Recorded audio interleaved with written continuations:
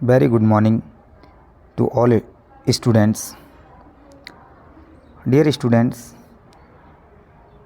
हम लोग पहले इस चैप्टर के फर्स्ट पार्ट और सेकंड पार्ट को कवर कर चुके हैं, जिसमें हमने इसके इम्पॉर्टेंट फैक्ट्स लिए थे। उसके बाद हम लोगों ने जो बहुविकल्पीय प्रश्न थे उनको डिटेल में डिस्कस किया था। आज के इस चैप्टर में हम अति लघुत्तरीय प्रश्न और लघुत्तरीय प्रश्न देखते हैं। कितना बड़ा वीडियो होता है उसके हिसाब से अगर ये दोनों पोर्शन एक ही वीडियो में कवर हो जाते हैं तो हम एक ही वीडियो इसका बनाएंगे, और अगर नहीं हो पाते हैं, ज़्यादा लेंदी वीडियो होता है, क्योंकि कई स्टूडेंट्स ने मुझसे कहा हुआ है कि सर थोड़ा शॉर्ट वीडियो बनाया करिए, जिससे कि 30 मिनट का हो, 35 मिनट का हो, तो उसे देखने में आसानी होती है। तो चलो ठीक है, स्टार्ट करते हैं। लगातार देखिएगा। अभी तक अगर आपने चैनल सब्सक्राइब नहीं किया है तो पहले चैनल सब्सक्राइब करें और बेल आइकन को भी प्रेस करें। कमेंट्स भी दें जिससे हमें थोड़ा मोटिवेशन मिले, और से लाइक ज़रूर करो। और जो भी 10th क्लास में आपके फ्रेंड हैं या जिनको नीड है इस वीडियो की, उनको ज़रूर ये बताएं, ठीक है ना। चलिए शुरू करते हैं इस वीडियो को।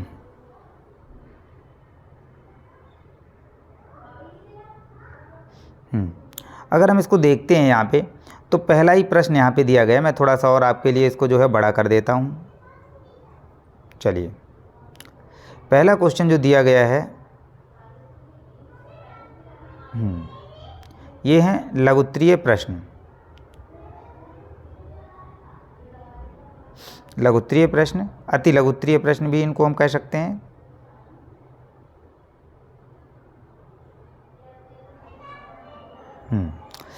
खाद्य श्रृंखला किसे कहते हैं? एक सरल आहार श्रृंखला का उदाहरण लिखिए। अब देखो, ये क्वेश्चन जब भी हमने एमसीक्यू टाइप क्वेश्चंस कराए थे, आपको मैंने बताया हुआ था कि ऐसे क्वेश्चंस को कैसे अप्रोच करना है, कैसे आपको लगाना है।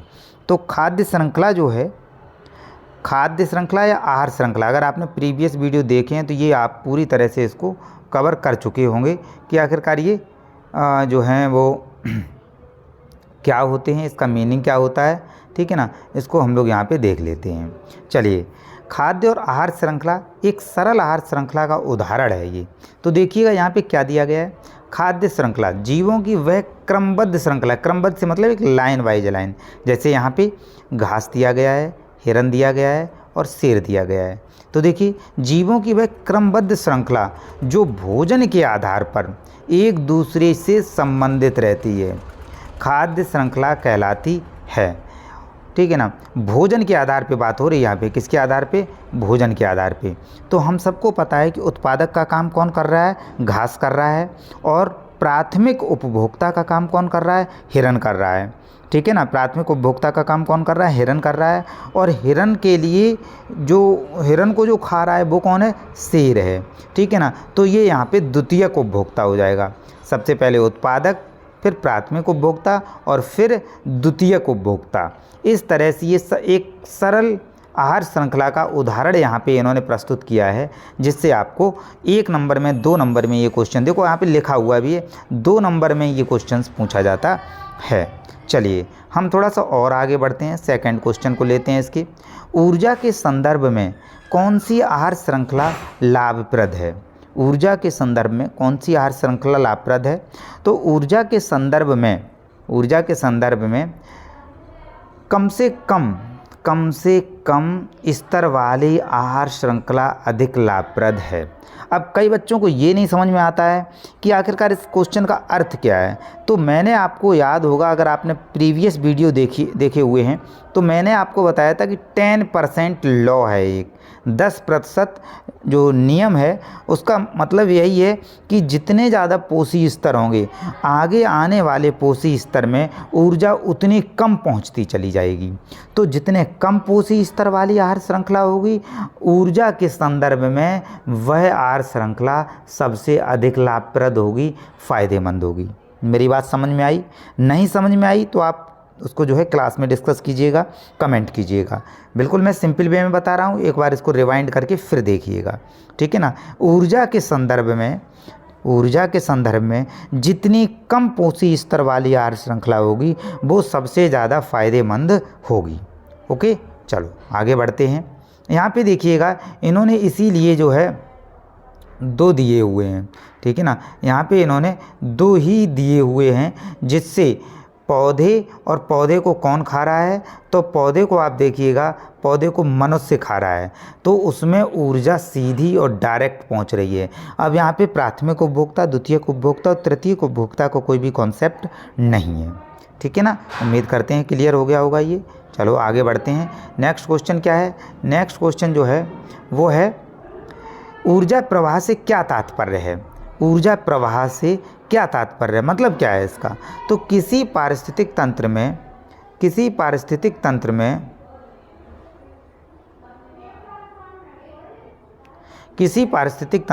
ऊर्जा स्रोत से ग्रहण की गई ऊर्जा का उत्पादकों से विभिन्न उपभोक्ताओं की तरफ क्रमशः स्थानांतरित होने की क्रमबद्ध प्रणाली ही ऊर्जा प्रवाह है किसी पारिस्थितिक तंत्र में। अब वो चाहे प्राकृतिक पारिस्थितिक तंत्र हो या कृत्रिम पारिस्थितिक तंत्र हो, किसी भी पारिस्थितिक तंत्र में ऊर्जा स्रोत से ग्रहण की गई ऊर्जा, आपको पता है ऊर्जा स्रोत कौन होता है, उत्पादक होता है, से विभिन्न उपभोक्ता, प्राथमिक उपभोक्ता, द्वितीयक उपभोक्ता, तृतीयक उपभोक्ता, कोई भी हो सकते हैं, क्रमशः स्थानांतरित होने की क्रमबद्ध प्रणाली की ही ना ऊर्जा प्रवाह कहते हैं, ठीक है ना। चलिए नेक्स्ट क्वेश्चन की तरफ बढ़ते हैं। पारिस्थितिक तंत्र के जैव घटक को सूचीबद्ध कीजिए। देखिए ये मैंने आपको बताया था कि जैव घटक, ठीक है ना, जैव घटक पारिस्थितिक तंत्र के जैव घटक जो हैं वो क्या क्या हो सकते हैं। तो देखिए पारिस्थितिक तंत्र के जैव घटक कौन कौन से हैं, यहाँ पे हम इसको ऊपर देखते हैं, यहाँ पे दिया गया है।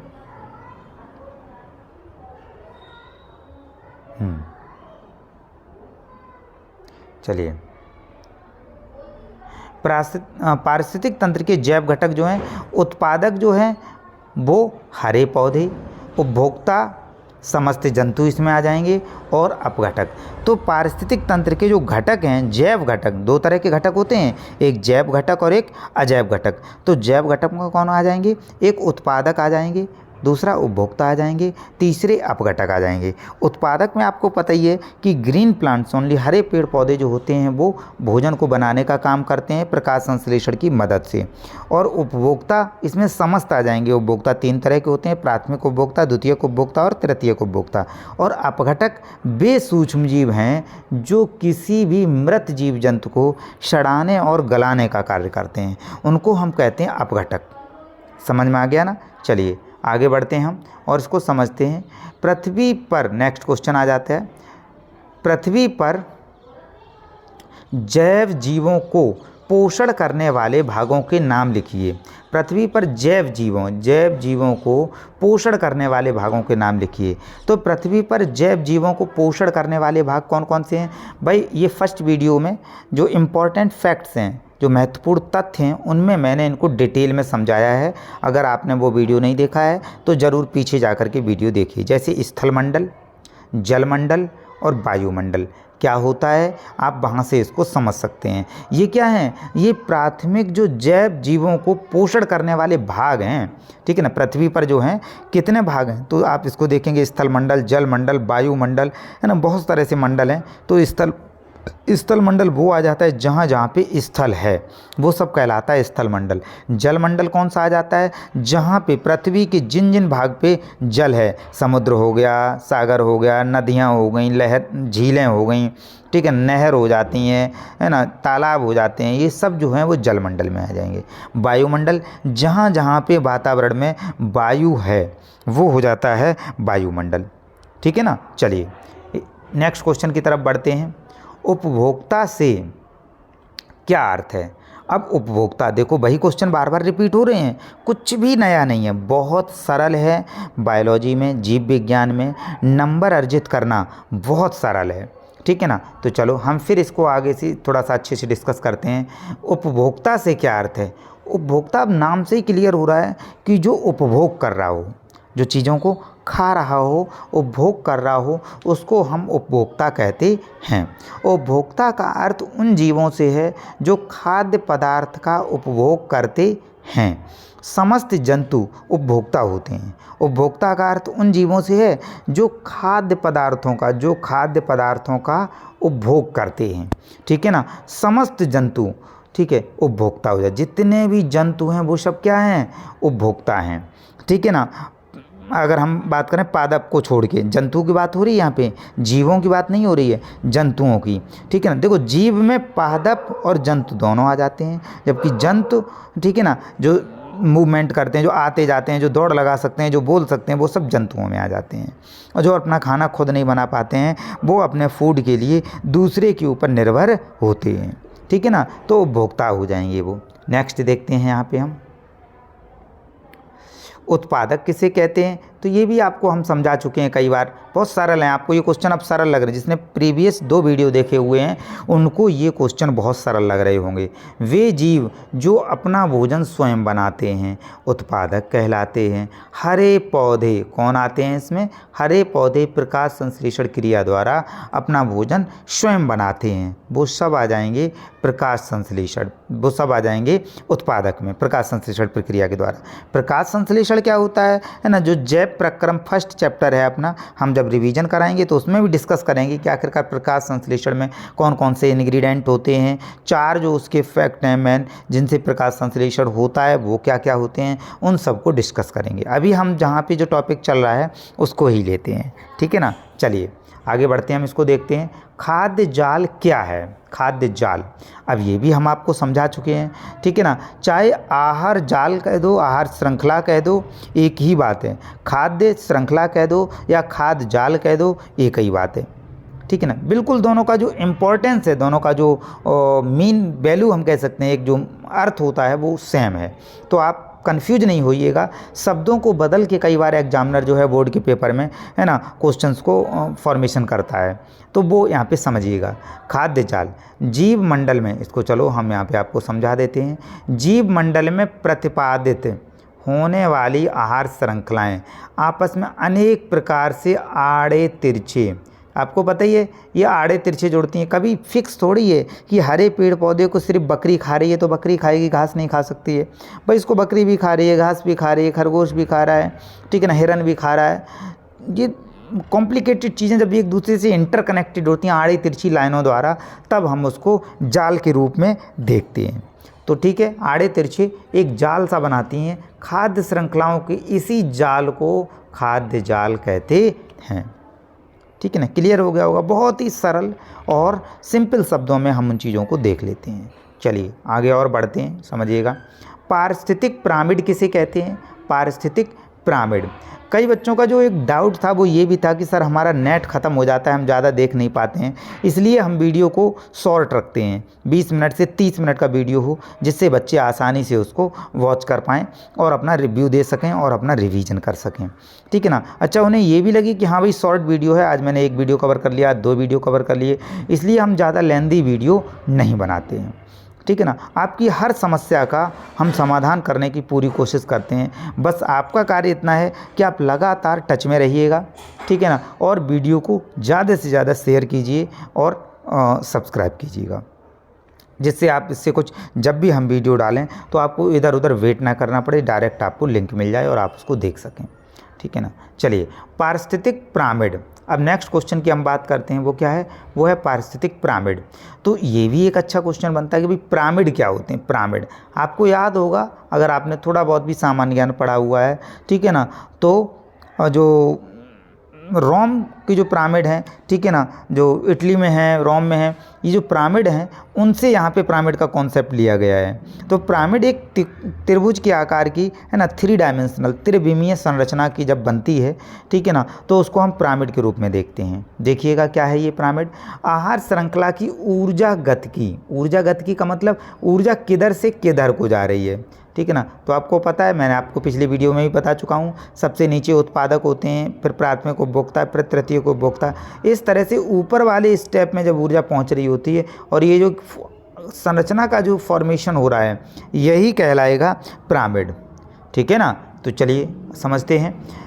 आहार श्रृंखला का ऊर्जा गतिकी को समझाने हेतु ऊर्जा स्थानांतरण का जो पिरामिड बनता है, ठीक है, किया जा सकता है, इसे ही पारिस्थितिक पिरामिड कहते हैं। अब एक पिरामिड में आहार श्रृंखला कितनी कैसी बन रही है, ठीक है ना, नीचे कौन आ रहा है, घास है, तो घास आ जाएगा। जैसे अगर मैं आपको सरल वाली जो थी उसका बना के दिखाता हूँ पिरामिड, पारिस्थितिक पिरामिड, यहाँ पे आप क्या देंगे, यहाँ पे देंगे ग्रीन प्लांट्स या जो भी हैं हरे पेड़ पौधे, वो आ जाएंगे भाई साहब। दूसरा यहाँ पे इसको खाने वाला कौन था, हिरन था, हिरन हो गया, ठीक है ना, डियर या हिरन आप कुछ भी कह सकते हैं। फिर उसको खाने वाला कौन था, लॉयन हो जाता है, शेर हो जाता है, आप कुछ भी यहाँ पे दे सकते हैं, ठीक है ना।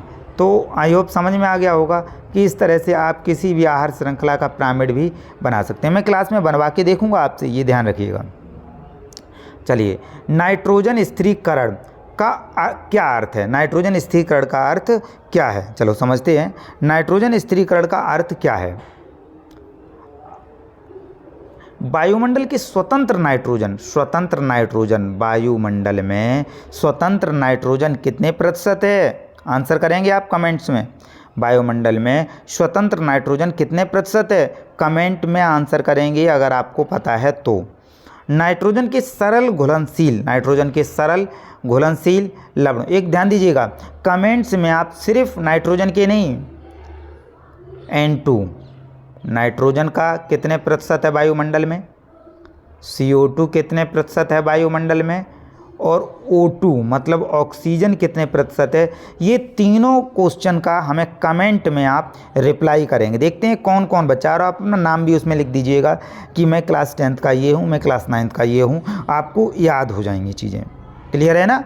चलिए, लिखने की आदत जरूर डालिए, आप कमेंट बॉक्स में लिखा करिए, जिससे आपकी जो लिखने के जो हेजिटेशन है, जो डर है, वो चीज़ें काफ़ी कम होंगी।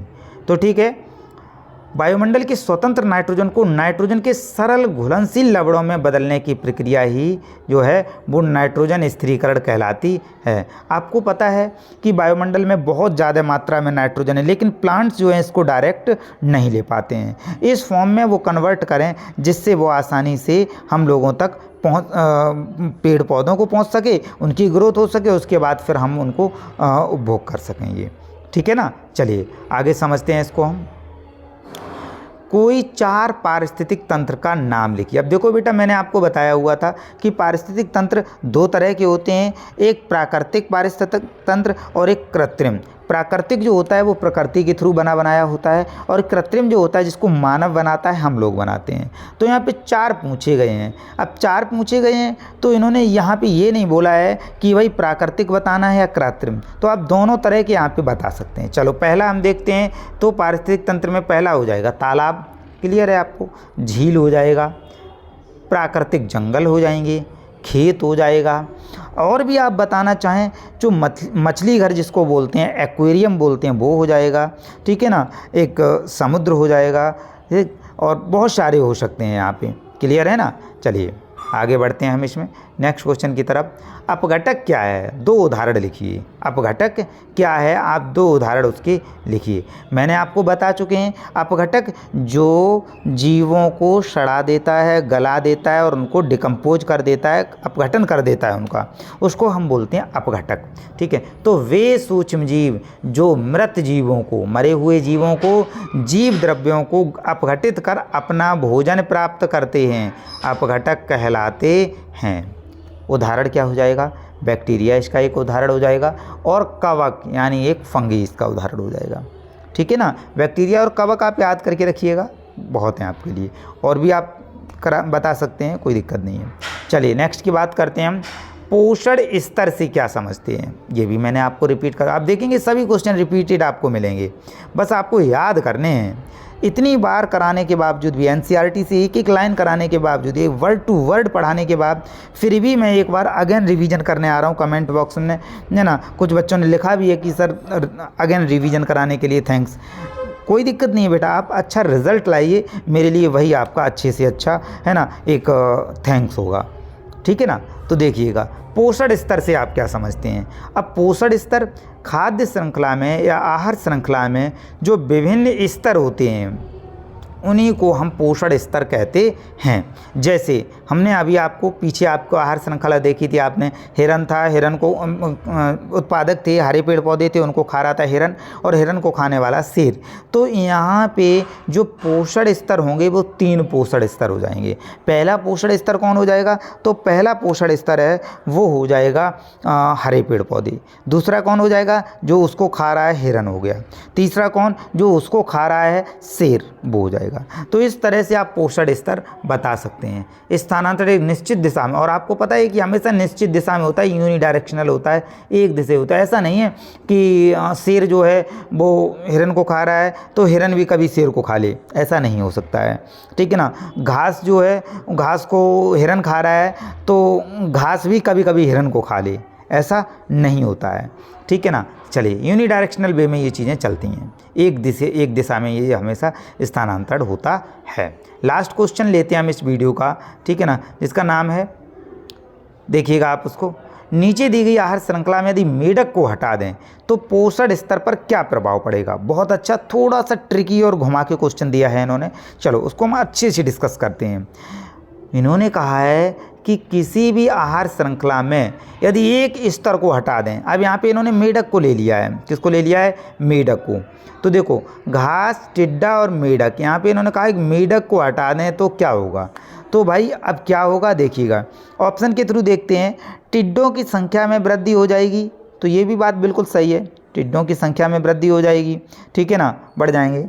घास में कमी हो जाएगी, ठीक है ना, ये बात भी कहीं ना कहीं सही लग रही है, ठीक है ना, कि घास में भी कमी हो जाएगी। घास में कैसे कमी होगी अभी डिस्कस करेंगे। टिड्डों का जीवित रहना संभव ना हो पाएगा, टिड्डों का जीवित रहना संभव ना हो पाएगा, ये बात भी बिल्कुल सही है, लेकिन कैसे सही है इस बात को अभी हम डिस्कस करेंगे। सांप तथा मोर अपने